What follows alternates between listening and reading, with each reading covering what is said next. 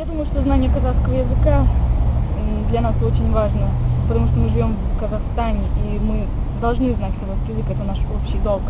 Я думаю, что для этого созданы все возможности. У нас есть и книги на казахском языке, и среда казахская.